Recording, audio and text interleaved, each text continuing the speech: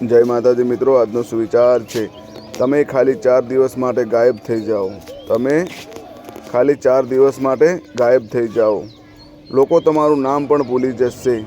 લોકો તમારું નામ પણ ભૂલી જશે. વ્યક્તિ પોતાની અડધી જિંદગી એ વહેમમાં જ કાઢી નાખે છે.